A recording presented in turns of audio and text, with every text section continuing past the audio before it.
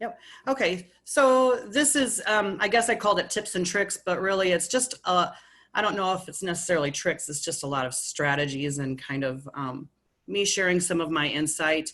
Hopefully there's something that each of you can take from it. But I have kind of focused my presentation today over, okay, law says we have to have transition in the IEP by age 16. Sometimes it's easy for districts to make this happen, and sometimes it can be a bit of a challenge depending on how middle school and high school works. How do the kids transition? Are you communicating? Are the middle school and high school staff communicating with each other? It's as a high school teacher, it's automatically ingrained in me that transition is part of everything we do. But in middle school, it's not necessarily so much ingrained. By 8th grade, though, we really need to start exploring those topics of transition with kids so that they understand, and also so parents understand. Time kind of flies by quickly, right? And before we know it, we're at graduation. I'm going to talk a little bit about how I gather information for transition evaluations. I have some examples of some transition eval reports that I've written too.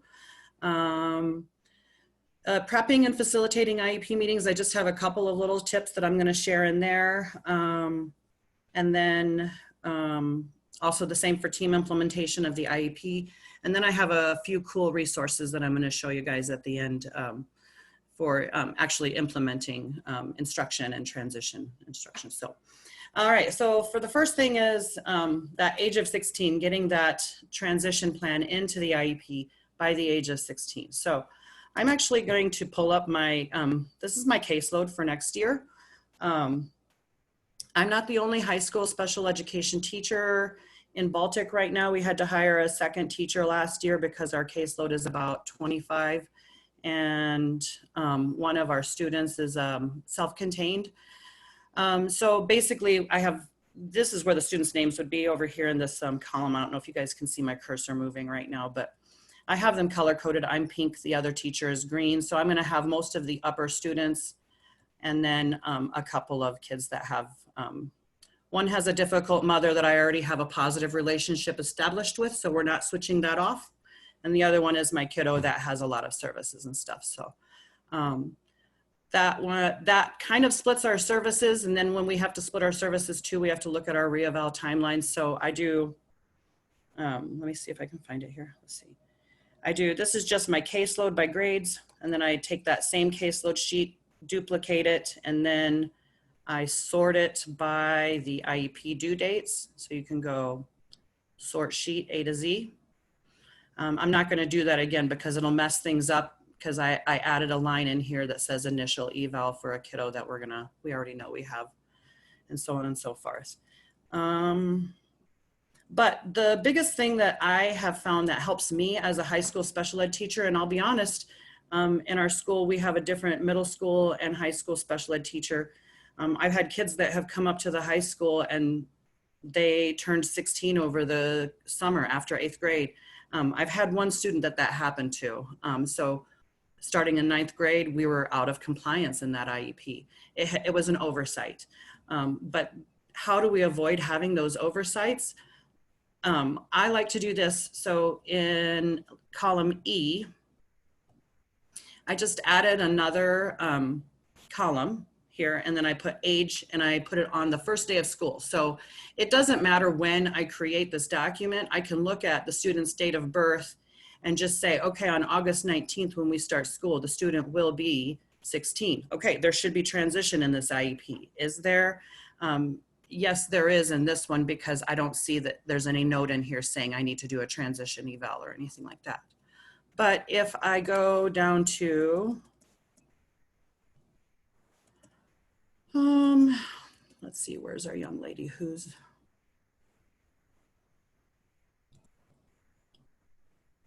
we have one who is turning 16 this summer.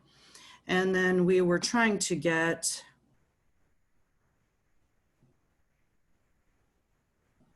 okay, of course, now that I'm looking for it, I can't find it. We're trying to get her transition eval done this last spring, but parents never returned the forms and everything. And we ended up doing a distance learning IEP or a Zoom IEP meeting and stuff. So it didn't get put into the IEP. And she turned 16 in June. So we have one file that's out of compliance. Our new teacher is experienced, but in elementary. And so her thought was we'll just add it in the next year's IEP. But the reason why, oh, I think maybe I've got it over here.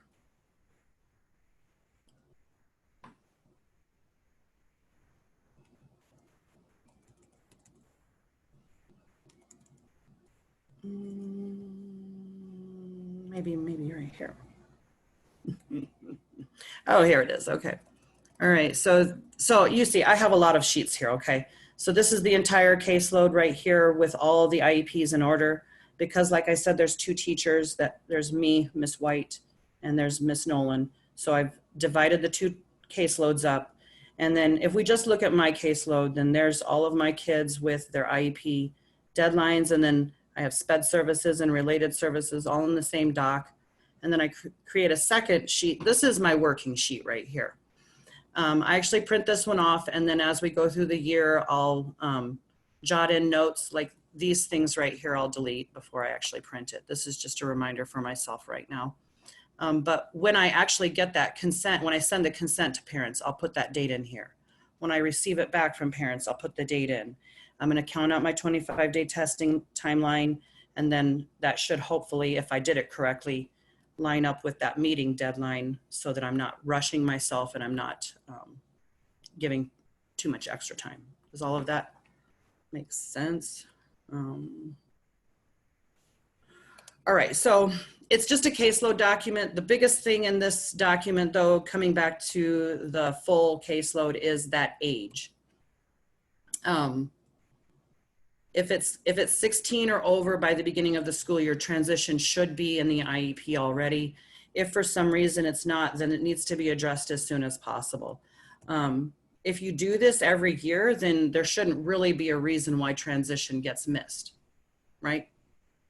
So, I'm glad you brought that up, Dana, about the turning 16, because that really is something we see when we are reviewing, and it's hard to tell a teacher how to do it. I say you have to talk to, your colleagues within the school and figure out some method to use so that it won't be missed. So what you're showing us is one example of one way to do it. So thank you. Yes. And then I have it somewhere else in my presentation if I come back here, but yep, that's all I said there.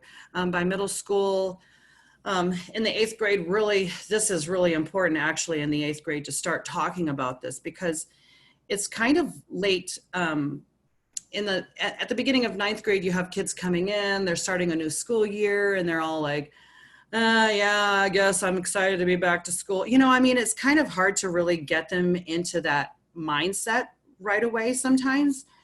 And so to try to start off with a 9th grader explaining, actually, English does matter. Actually, you can't just fail a certain number of quarters like you could in middle school. You need this credit because it's required for graduation. And if you want to be able to take cool classes when you're a junior and senior, like go to the CTE Academy or whatever it may be, then you need to pass your classes now. Otherwise, you're going to be dealing with credit recovery. Now, those are basic concepts, but they are big ideas that 9th graders, when I get them in my classroom, they typically don't understand that concept.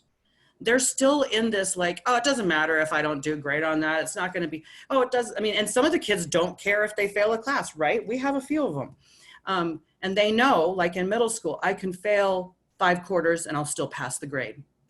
And they still have that mindset when they get into 9th grade. So it's far more valuable to start instructing kids and giving them the idea that it's time to start thinking a little bit more about the bigger picture. What's going to happen more than a year down the road? What about graduation? What are you going to do then? You don't have to have all the answers right now, kids, but you do need to understand that right now is the time that we need to be exploring and figuring out what some of our ideas are for to get some answers, right? So start having those conversations in the 8th grade. What is an IEP? Kids don't know what IEP stand for. They don't know what is in their IEP. They don't know what their IEP says about them. They don't know what their disability is.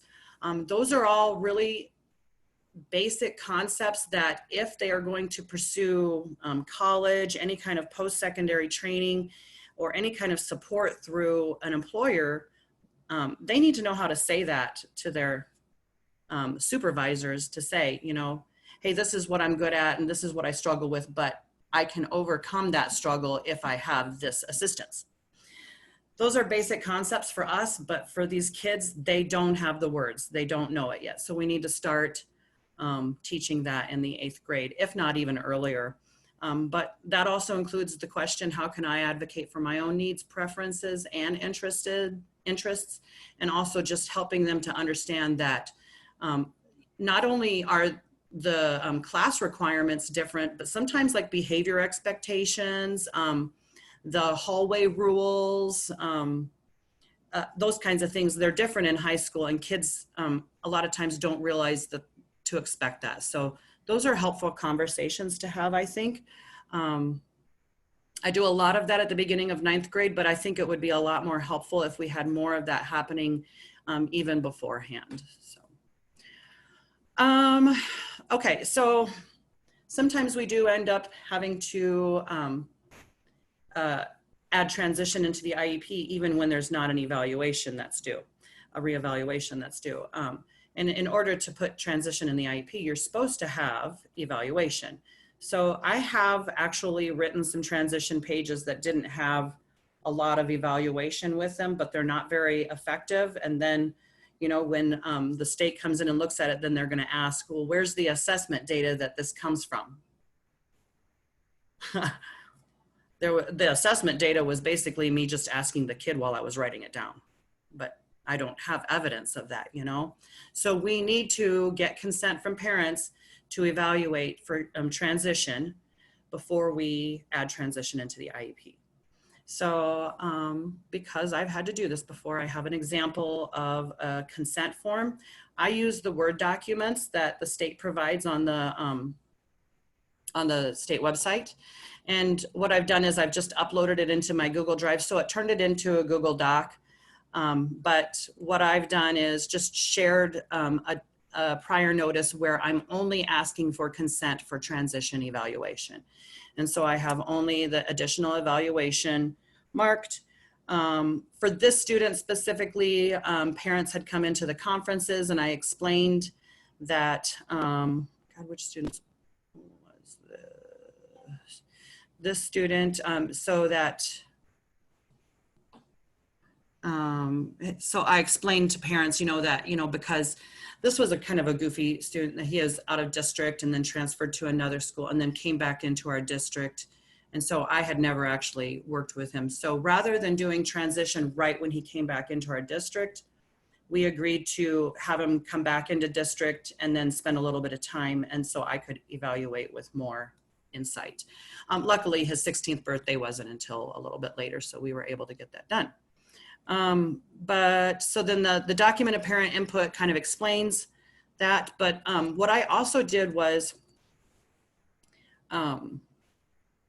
under A, student is 15 and in high school, therefore the district is proposing we begin the transition, planning process. The first step in this process is assessment. IDEA 2004 requires a student's goals be based on age appropriate transition assessments related to, and then our 3 areas of transition.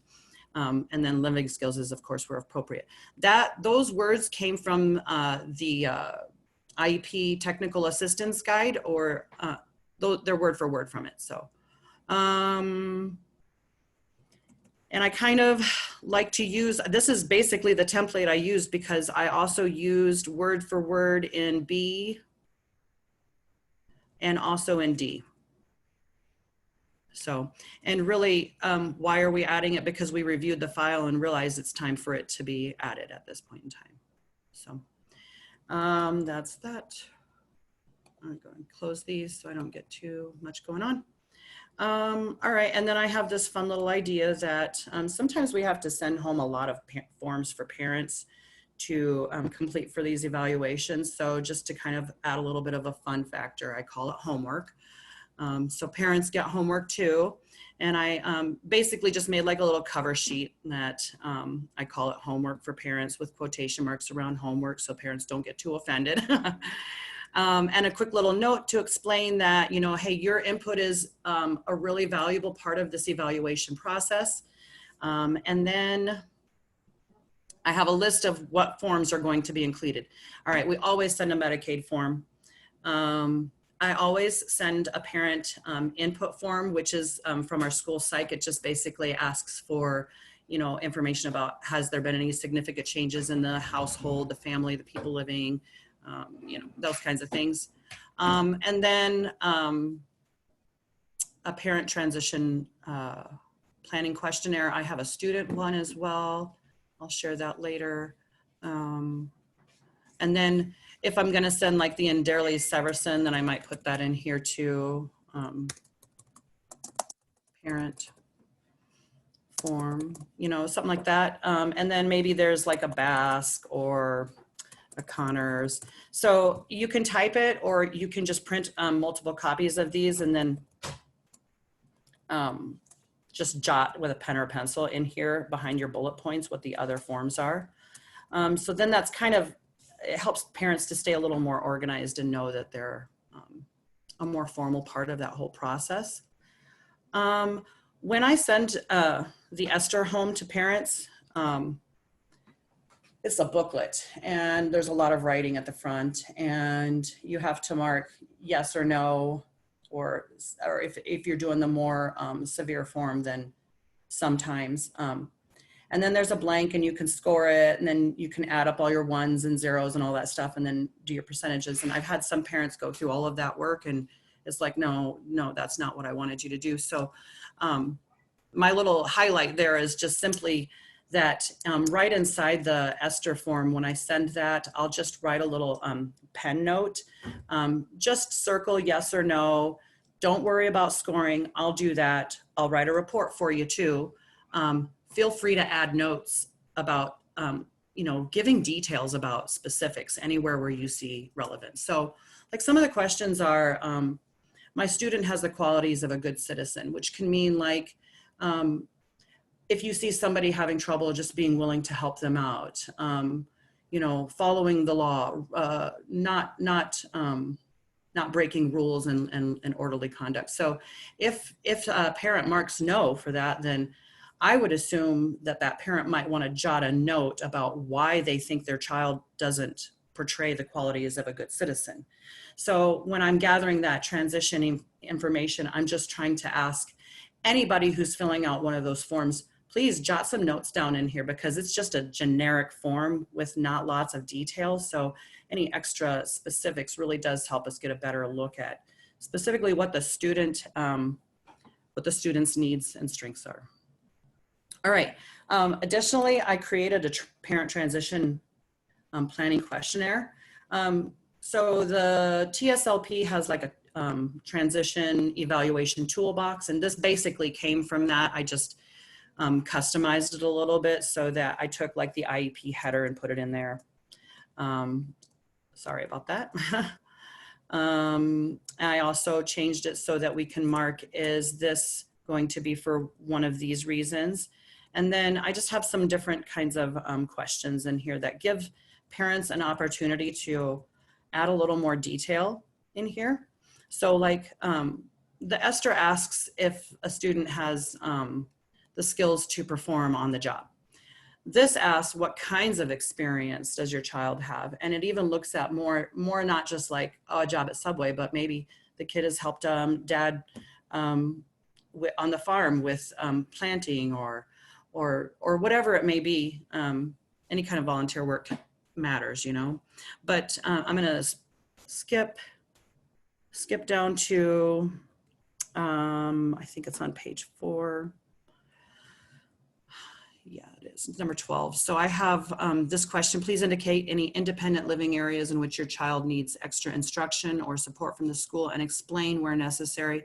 Because independent living is that area of transition that we don't always have to address, then if it is an area where a parent feels that something needs to be addressed, that's why I'm really looking at, tell me where you want the school to be helping, because the school doesn't have to necessarily address every single need, because some of them are going to be addressed at home too. But if parents feel that they need support in addressing certain skills, they can indicate that here, and then the school, we can work as a team, you know. But this just asks a few more detailed questions, and I let parents know, you know, just answer the ones that are relevant to you. Any extra information you can provide will only help me to write a more thorough report in the end. So there's the parent transition questionnaire. And then I also have a student transition planning interview. I put this one in a form.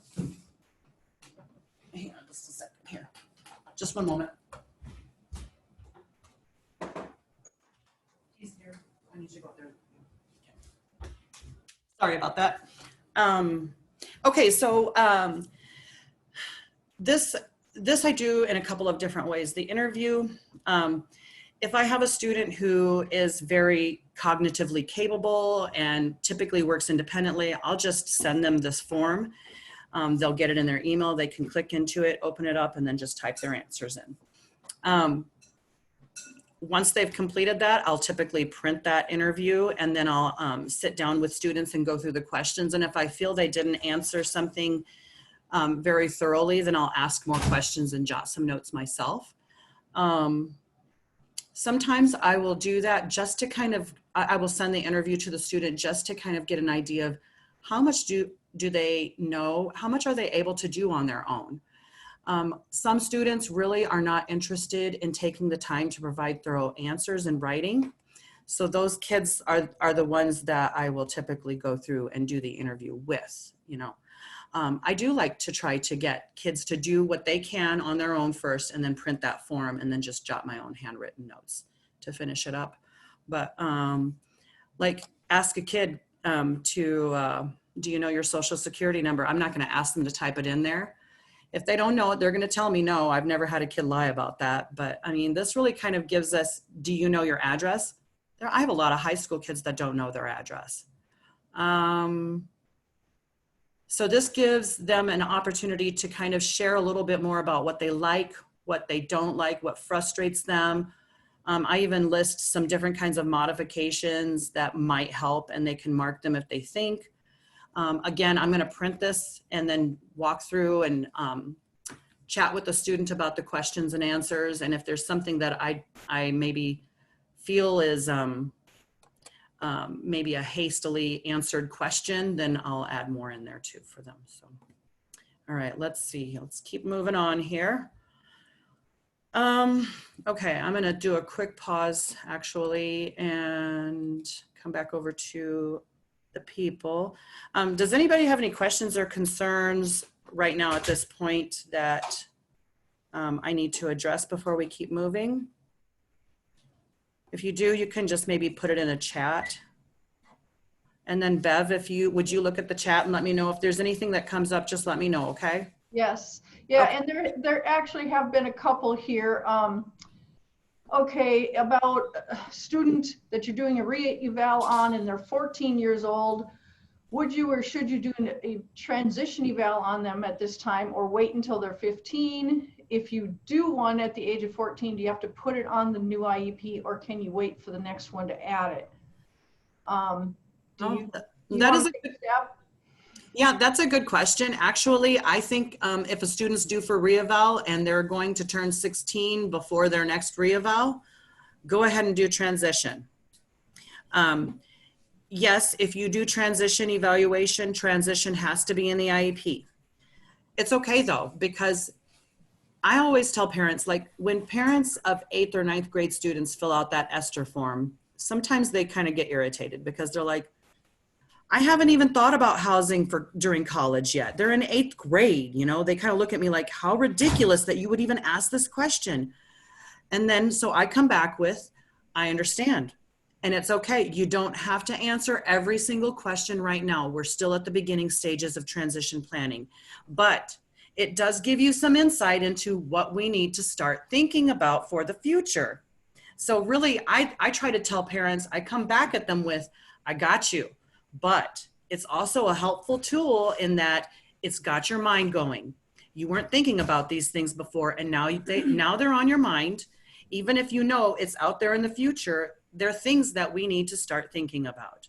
Right now, we can focus on these first steps, you know, the ones that are more applicable, like the social skills and the volunteering experience and taking direction and, you know, recreation and leisure and those kinds of things, community access, because those are the avenues that will take you to the next steps, which is the bigger picture. I always tell kids, you know, your behavior now makes a difference. We live in a small community. The people in this community will see you. The people in this community are going to be the people who are looking for employees one day and who you will be interviewing with possibly one day. So don't think that going to a game and swearing around and acting like a jerk to your peers isn't going to be noticed. People will notice these things, you know. Anyway, I kind of went off on a tangent there. I'm sorry. Yes. And I think this was addressed a little bit yesterday with our keynote speaker as well. And, you know, there's many ways to look at it. I mean, I have lots of different thoughts in my head. I mean, it depends on the student, depends on the disability, I think. It depends on, you know, how much support that student's going to need. Kind of a general rule of thumb that I have in my head anyway is you know, the more significant the needs, the earlier you might want to start that planning process. So it certainly would not hurt to start at age 14. It doesn't hurt ever to start earlier. What we're talking about is the absolute latest, you know, that you can start is by the time they're 16. So I guess kind of taking all of those things into account and then considering too, okay, if I don't do it now, along with this reevaluation, how am I going to make sure that I don't forget it, that it doesn't get lost in the shuffle? So, you know, using a form or a document, kind of like Dana talked about at the beginning, might be a way. So there's many different ways to look at that, but the bottom line it needs to be done prior to the age of 16, by the time they're 16. Mm-hmm. There is another one that addresses transition. It says, yesterday, Karen, the keynote speaker, said we don't have to get consent to evaluate for transition. What does TSLP say about this? She stated we aren't determining eligibility.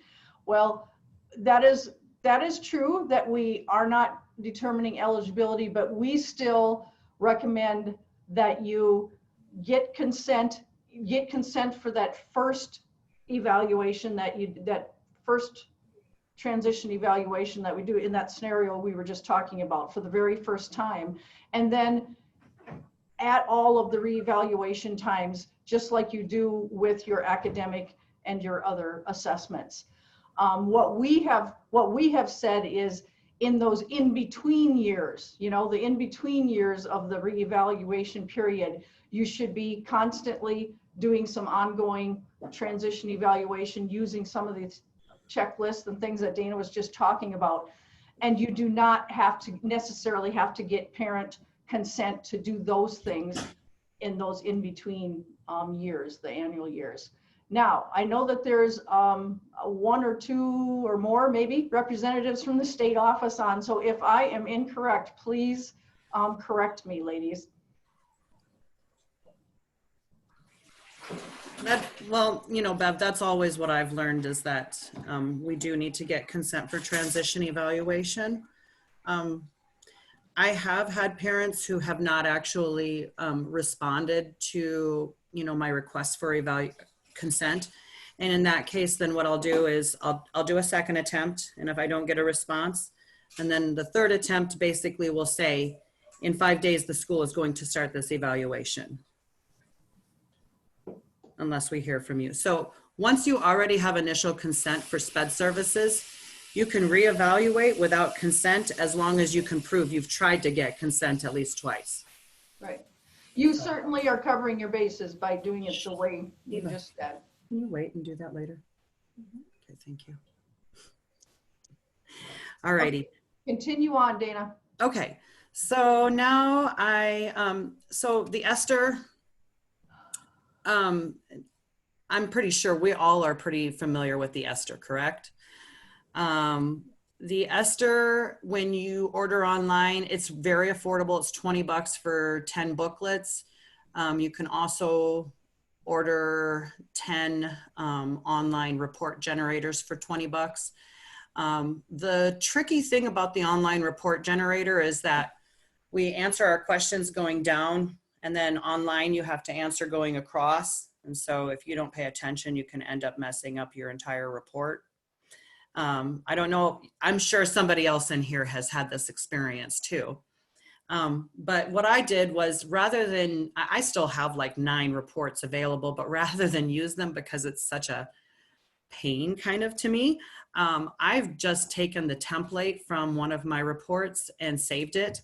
And then I just go in and change it based on the student. So I might take, this is my template, and I might take it and change the word student to Thomas.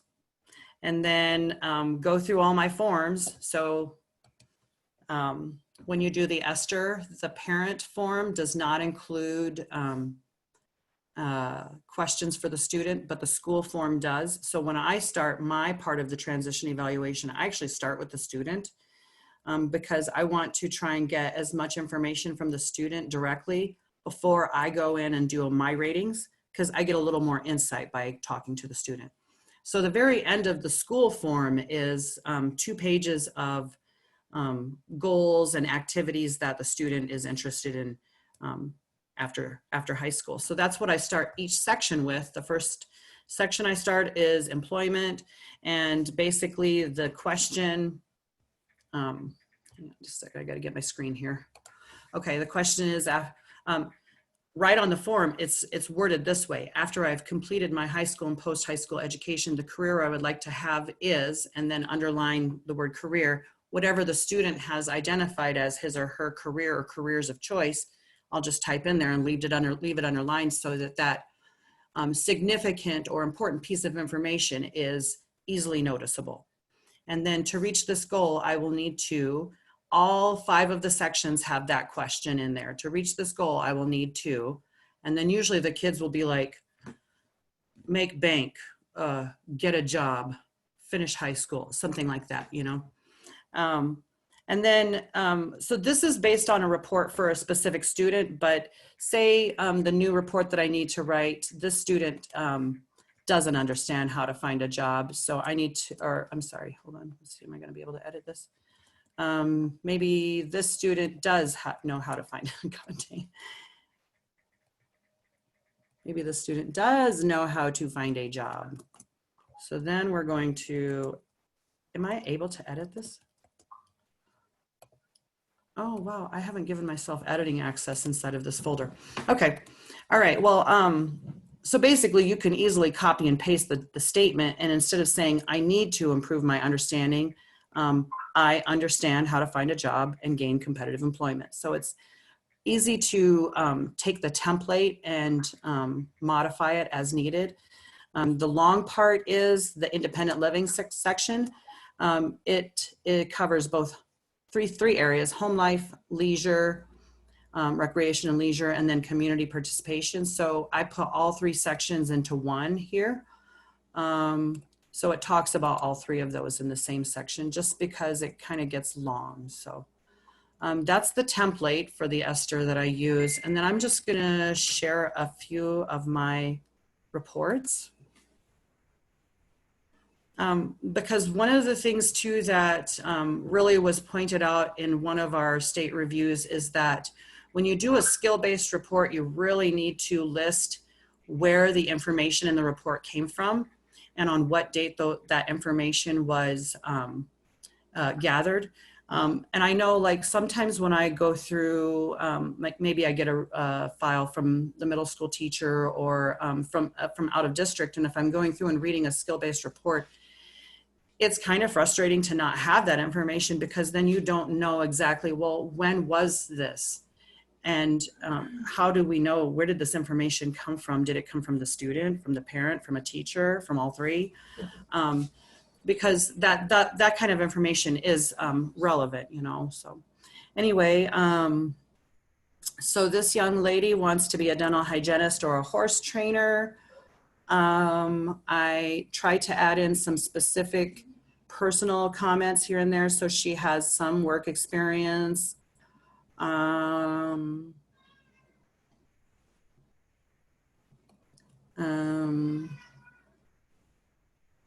And then this is kind of more, I changed some of these because she gave me a lot of words. This is an 11th grade student, so she's a lot more self-aware, and she's just listening comprehension, so academic only.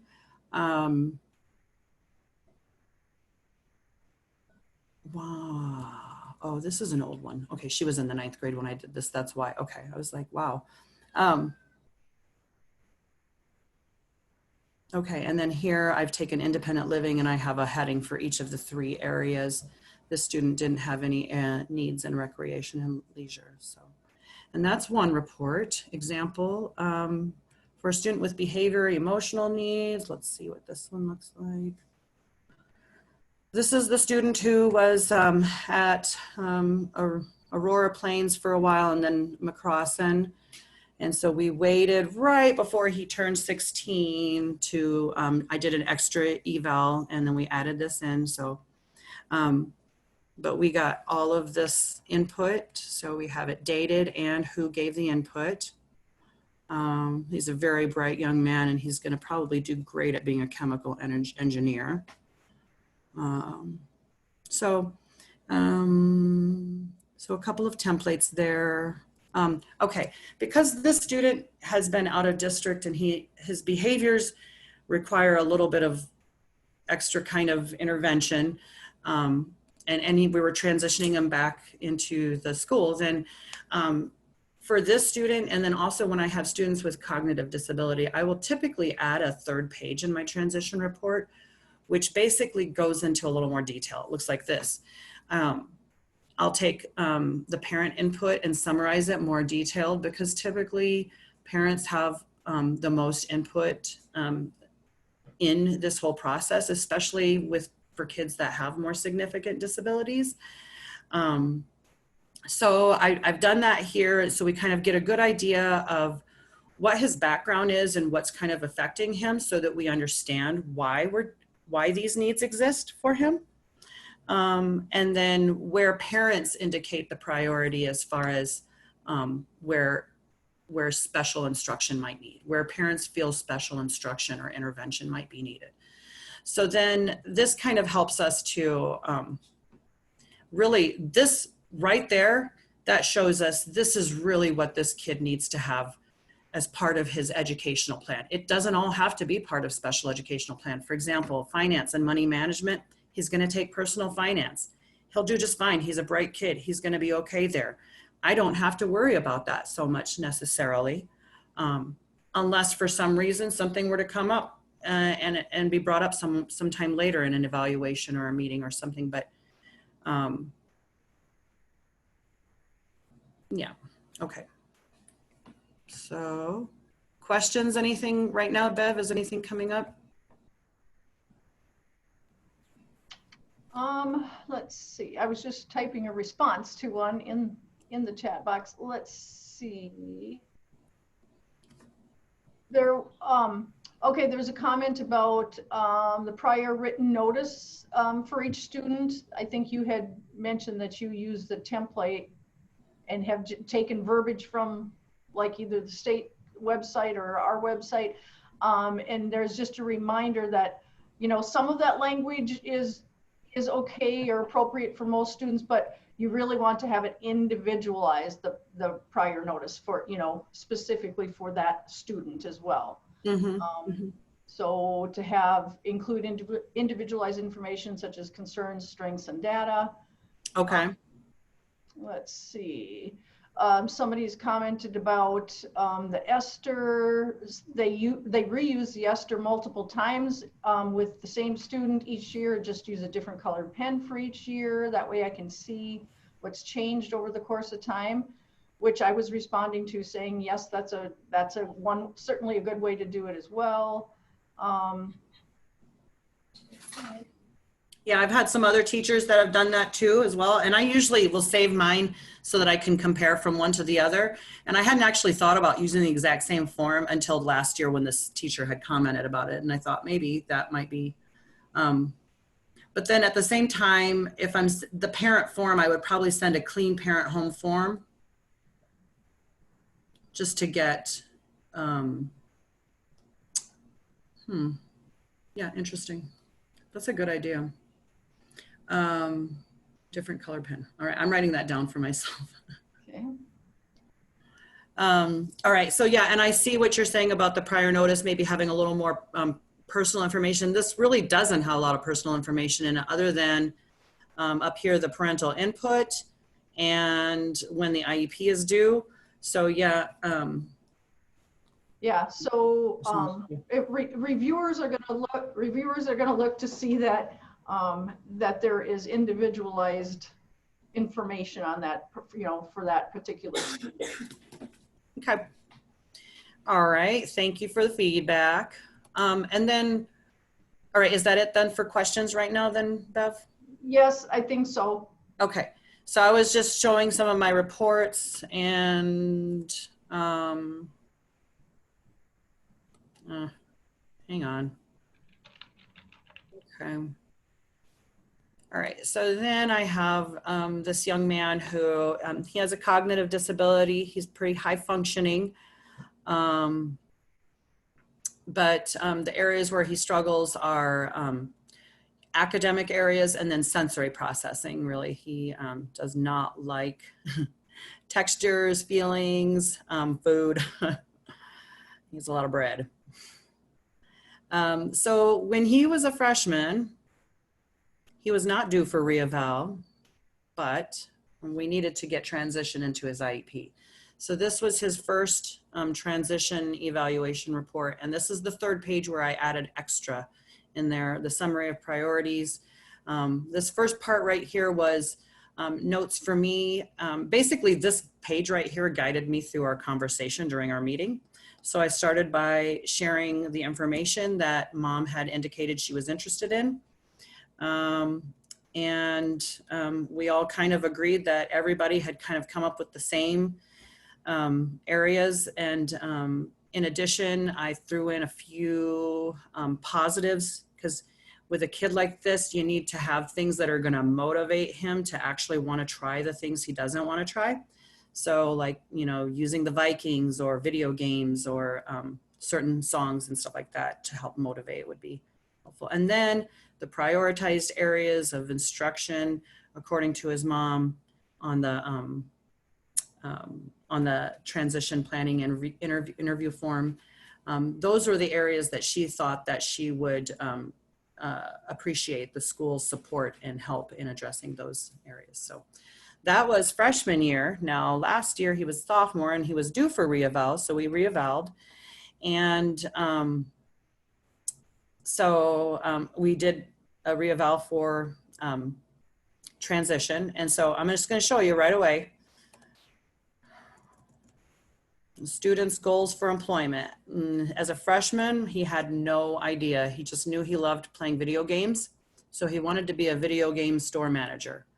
And now he has a better idea. He wants to work with dogs. He knows he likes working with dogs, but he also knows that stocking shelves is probably the most realistic at this point in time. And he's cool with that too. All right, so we're getting better, and this one, my formatting is a little bit off because I did that third page on his freshman one the year before. I didn't do a third page this year.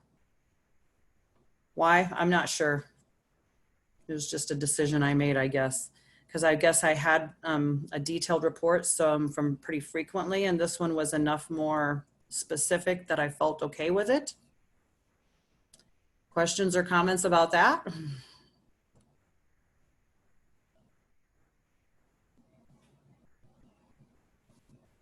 Okay. All right, let's see here. what are we doing on time? 1:51. All right, I'm going to try and hurry, you guys.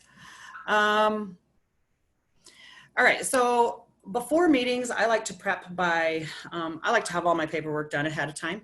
I ask a colleague, usually one of my paras or one of the other SPED teachers that I work with, or there's a couple of other teachers who kind of live right around me that will help each other out. So just read this over, make sure I haven't like repeated myself or misspelled something or anything. If you catch anything, just make a note of it and then I'll edit. I like to provide copies to the entire team. If you can, at least 3 or 4 days ahead of the meeting, just because if we're talking about a student who's in all reg ed classes and one study hall with you, then the people who are going to be implementing a lot of the IEP, you know, like the accommodations and sometimes behavior intervention strategies and stuff like that, are going to be the regular classroom teachers. So before we go into that meeting, it's fair, it's most fair in my opinion to give them a copy of here's what we've drafted up. This is the plan that we're going to be reviewing. Please look it over. If you have problems with how an accommodation or a modification is written, let me know, maybe before the meeting. That way we know this is the issue that we're going to have to address in our meeting. And I can come to the meeting with a little bit of preparation, you know, maybe some ideas or strategies already in mind. Or maybe I can even go to that teacher who has a problem with a certain accommodation or modification and say, what is it and what would work and can we try this? Then it's just a matter of kind of taking the time to communicate with the rest of the team before that meeting to make sure that everybody understands this is what the drafted IEP says. And if you have issue with any part of that, then you can let the teacher, the SPED teacher know, the reg ed teacher could let us know before the meeting. That way we know what to anticipate for conversation in the meeting. And then hopefully it can be more of a productive conversation if you know what to anticipate and you can kind of prepare yourself for that conversation. I am coming into this presentation. In the last 2 years, I've had an administrator who has asked me to do things in a very different way than I've ever practiced. So I am trying to edit myself while I'm speaking, but then at the same time, I'm saying, I don't necessarily need to edit this way. Cause like my administrator said to me this last 2 years, when we go into the IEP meeting, that IEP needs to be pretty much done. You shouldn't write on that IEP. We shouldn't be having these conversations. I'm sorry, I completely disagree. I think the IEP meeting is exactly where that should be happening. If the team is not all on the same page and we can't figure out what the best way to accommodate for the reading disability is, let's have a conversation about it. Let's talk about it and figure out what's going to work so that we can all be on the same page and problem solve. That's what an IEP meeting is. So I have been the last 2 years kind of trying to operate in a different way than how I've ever operated before. So we have a new administrator this next year. So I'm hoping that we can kind of get back to what I feel is best practice, which is a meeting is a time to talk and figure out solutions. However, you don't want to have, you know, just this big, huge pile of problems that you have to try to figure out during the meeting. So it does help to draft the IEP, the paperwork, share it with the team members, let them know this is what's written in the report. This is what the transition report says his strengths and needs are, okay? That way, when we get into the part where we're talking about the modifications or accommodations, it's understandable why we're even debating this, you know, and you can have a more productive conversation. So, and ultimately you need to have that IEP written in a way that it can legally be implemented by all the team members. And if you have a team member who is adamantly saying, I will not do that, then you need to consider that because it's a legal issue. If you have a teacher who won't implement a certain modification or accommodation, then it maybe shouldn't be written on the IEP because then you're going to be out of compliance. Or you may need to address it in a different way, like with administration or a behavior intervention specialist or whatever that may be. But it's important to make sure that your team of people know what's drafted in the IEP and get their feedback so that if anybody is in disagreement about it, then you can address that in the most professional way rather than having an argument in front of parents at the meeting and stuff like that. And I've seen that happen. It's not pretty at all. So you have people agreeing with you, Dana, in the okay. chat box. Okay, good. All right. Agreed that it should be a place for changes and learning. Absolutely. Absolutely. That our IEPs are drafts and there needs to be discussion and changes. That's what it's all about. Absolutely. There is a question here I don't want to forget here because they're kind of coming fast and furious here. Have you had any students lead their own IEP meetings? Yeah, I have. Yeah, I have. Okay. I mean, will document that the student left a meeting at whatever time or after however many minutes, just right on the present level page. Oh no, I think, did you think I said leave? Lead, like as oh, in lead. lead. Oh God. I was wondering why you had such an expression on your face. Yeah, I'm like, oh God, I hate that question. Yes, I have to admit I have. Oh my gosh. Yes, I've had students lead their meetings. Yes. I'll share a couple of things here with you guys in just a minute here. I also like to share the drafted IEP with the student and the parents. I like the student to know what's in their IEP before we go into the meeting. And those meetings go so smooth when you have the time to go through an IEP with a student before the meeting. Because they know what's in it and they know what they want to say. I like to have, if I have the availability, have one of my paras sit down and read through the IEP with the student, because then that para has then reread that IEP with the student and had conversation with the student about what the student maybe agrees or disagrees with or wants to change. All right. Okay, so I mentored for 2 years, and so I had to do the Mentoring Academy earlier this summer. We had John Perrycombe was our speaker. He was amazing, but there were a lot of great things. One of the things I took from that training was 4 simple things to make a meeting go as smoothly as possible. 1, have an agenda. That's a big deal. Have an agenda. I have had recently some meetings where I've had really huge teams of people, like consultants and outside agencies come in to be part of the team. And so when you have a lot of people that are in a meeting, I sometimes will just pick 1 or 2 people to do certain things, like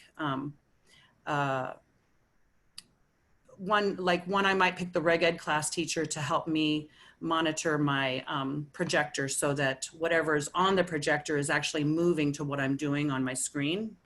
I might have the student check off the items on the agenda list. If I might have, I had to have one of my meetings video recorded once, and I had the reg ed teacher turn on and off the video every time we took breaks and stuff, because I know myself, I am not going to be able to remember all that stuff. It's going to be a hot mess if it's all left up to me, you know? So when you've got a lot of things going on, use the people in the meeting to kind of assign roles, and it's amazing. Things happen. If everybody just has one role, then people can make it happen, and then everything kind of comes together. Yes, I have had students lead meetings. These are both sophomore students. They both have cognitive disability. And this is both just this last year. We did career exploration and workplace communication instead of speech class. Also, we did a life skills class where we really worked on a lot of social skills and accessing community resources and recreational resources. Through all of that instruction and everything, we also squeezed this in. And for this young man, this is the young man who has the sensory issues. He's very, very quiet and shy and timid until he gets to know you, and then he opens right up. But I told him that he needed to present at his meeting, and we kind of worked out some strategies for motivation and stuff like that. And then my administrator said to me, don't make him present at that meeting. He presented. And I knew he would. But her point of view was she just didn't want him to feel too much pressure and everything. But she's also the parent of a student, of a child with a cognitive disability. So I think that's her perspective. She didn't want him to be at risk for failure. Well, I did enough prep with him to know that he wasn't going to be a failure. You know what I mean? We did a lot of prep. So basically I made a template, a slideshow template, and the slideshow said welcome, date, name. And then he changed it. He made the colors, the font and everything. This is his favorite font. All right. The second slide was about me. And then, so I just said, try to come up with about 3 or 4 things about you. All right. So, and then this is not a picture of him. So he has his doggies in here, Oli and Lena and Sophie. Oli and Lena, they're cute. All right. And then what is he good at? And he picked this picture. He found it online. So a brain, lifting weights. And he also packs his own lunches every morning. Now, this was a process, it was kind of a lot of conversation. And when he finally told me, well, I pack my lunches every morning, I'm like, well, that's a big deal. Write that down. It's not a big deal. I'm like, but it is, see, these kids don't realize these little things are actually, they're important little steps that are helping you to make it. And then what are my weaknesses? So he picked a cute little picture to go up with that. And then my goals for the future. And for my new IEP, I would like to suggest, and then I gave him 2 areas that I wanted him to focus on. And this one we kind of spent a lot of time on. So what could you do to show your mom that you're ready for these things that you want? You want to get a job, you want to earn money. He says he does, but then he says he doesn't. He's scared, So take on more responsibility and taking care of family dogs, right? So this was like one of those little giggly conversations where he's like, yeah, I know I should write it down, but if I write it down and my mom hears me say it, then she's going to make me do it. And I'm like, perfect. So anyway, so this was all guided, and he did. He had this PowerPoint up on the screen. You can see that I have little notes in the bottom part, right? In my class, my teachers could help me by. Because we talk about how when you have your slide on the screen, you don't just look at the slide and read off of it, because nobody wants to watch the back of your head. And he likes these things too. So he customized it for himself, So he had note cards and everything, and he stood up there in front of his team and he did that presentation. He did a really nice job. And then this one is a young lady. And she had a picture of herself here. I took the picture out though, just for confidentiality, okay?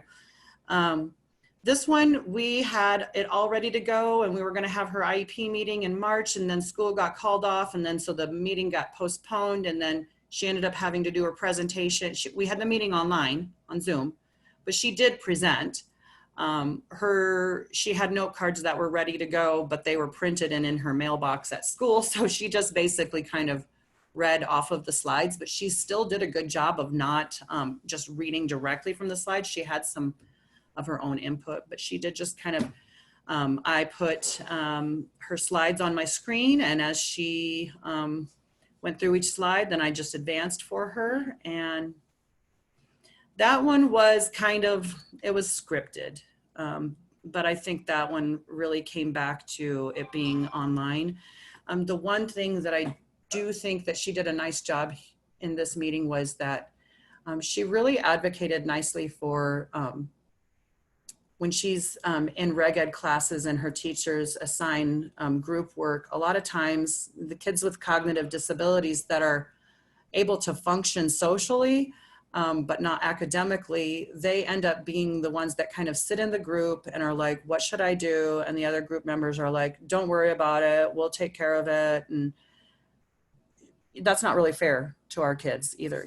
They're capable of doing something, they just need more direction. And that's what her advocacy was for, was that she wants to be able to feel like she's a meaningful part of groups when she's assigned to group work. So she expressed that, and we talked a little bit about that with her reg ed class teachers that were in there, and had some good conversation in that area. So again, we used the same template that we used for the first student for this one, and kind of just filled it in and practiced. And then they put their own illustrations and stuff in there. I've used different kinds of templates and stuff like that, but for these two kids, because I had to kind of simplify the template a little bit for them. So yeah. One of the other things that was a tip that I had picked up was sometimes, you know, we can really get off topic in our IEP meetings, right? You can get a parent who just goes on and on about, well, I had a brother once who, so how can we keep the focus on our student during the meeting? One of the things I did for this kiddo who you saw 2 of his transition reports, you saw his PowerPoint, and he's interested in working with dogs. We just did his reeval. So I took folders and put all of his reeval reports in them, his draft IEP. And on the cover, I put just a picture of him. We had gone to a doggy daycare where we got to interact with dogs and do some social things with the kids, the life skills class at Garrettson and stuff. So it was one of our life skills expeditions. I took one of those pictures where there was a dog sitting on his lap and he just had a big, bright, happy smile on his face. And I put it on the cover of that folder. So everybody had a folder with all the evaluation and IEP draft information in it. And on the cover was the picture of Caden so that we could stay focused on him. I also project my draft IEP so that as I make edits, people can see. And then if I make a mistake, they can see me make my mistake and then let me know, oh, you need to fix that. And make sure you have flyers and information with you at the meeting so that you can share that information with parents. Okay. Wow. Yeah. I know. We're running out of time quickly. I know. I didn't think I was going to be long enough, actually. I can't believe this.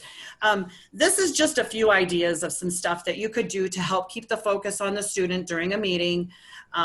Like I said, anything visual, a picture of the student, put the IEP on the projector. I also think pull up those graduation requirements and put them on the projector so that parents can see.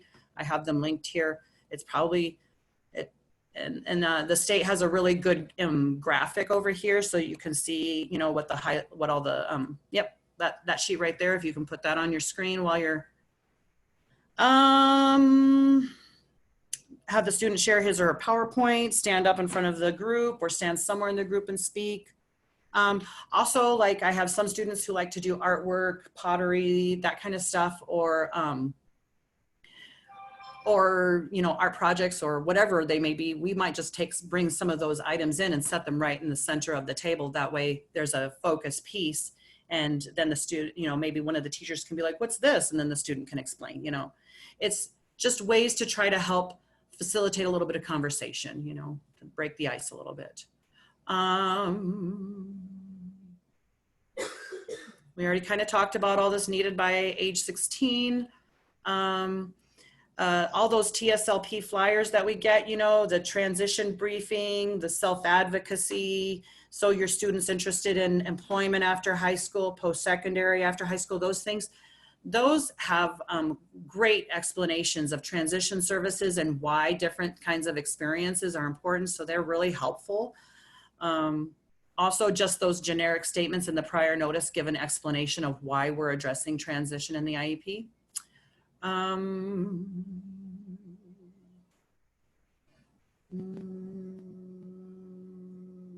going to skip because we're at the end here, okay? I'm so sorry. You guys have access to all of these resources, but this last page here has some really good instructional resources. These are ones that I use frequently in my classroom. Skills to Pay the Bills is probably the most commonly used one that I use. And I have actually been working on taking each of the lessons from that and putting them into PowerPoints. But it teaches, it's a free curriculum. It's on the United States Department of Labor website. If you click on this link, it'll take you right to that website. I have requested a hard copy a number of times, but I've never received it. But you can download the entire document as a PDF and print it. And so I have that printed in a binder in my classroom. If you don't want to do the whole thing, you can download each section, and each section has about 5 lessons in it. And so like the very first lesson in communication, there's 2 role plays. One is where these 2 people are communicating to each other more effectively, and then the other is they're not as effective. And then there's like discussion about why is this, you know. So anyway, great curriculum right here. Explore work was something that I ran across recently at the mentoring training. And this looks like a really good website. I haven't had a lot of time to explore it, but it looks easy to navigate, and easy to use for students. So like say, we're probably going to be going here, you know, or you can use your South Dakota My Life, create a profile. So just different kinds of like doing careers. There's different kinds of activities in here. So videos, surveys and stuff. So all very transition related. I'm kind of excited to get to explore that more. Sorry, I don't know more about it right now, but Scholastic, they have lots of magazines. Does anybody use Choices by chance? Choices is the current health life skills magazine for teens. And like I read this article, My Raging Brain. They've got hormones going everywhere, right? They're going through puberty and hormones. And so they say crazy things and they're impulsive, and why, and, you know, I mean, so just kids love to learn about the brain too. It's a great topic. But Choices has great resources, like their video resources. This cute little gal, Berna, where is she?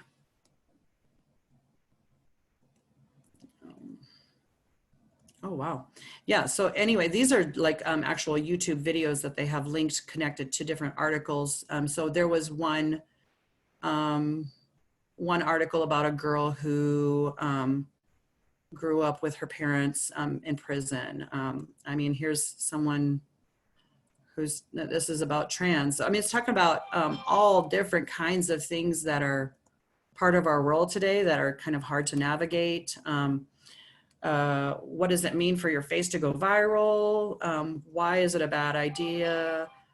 What, is it ever okay to cancel someone? You know, how to find a summer job. Oh my gosh, there's so many topics in here.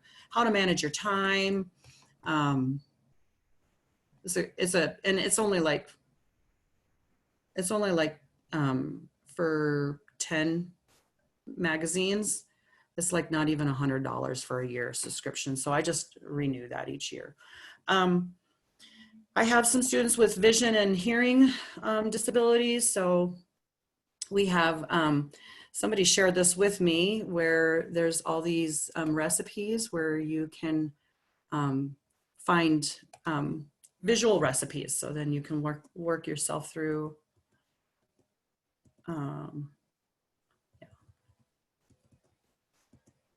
Oh, wow. Yeah, here we go. I went too fast.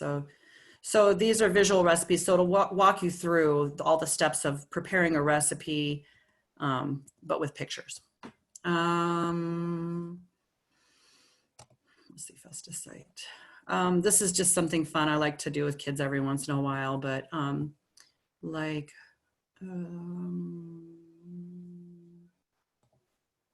Festicite is, maybe I would take a picture of one of my students and put it in there just for fun.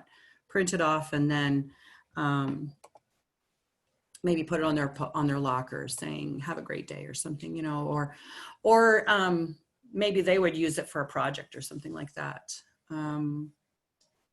Toy theater.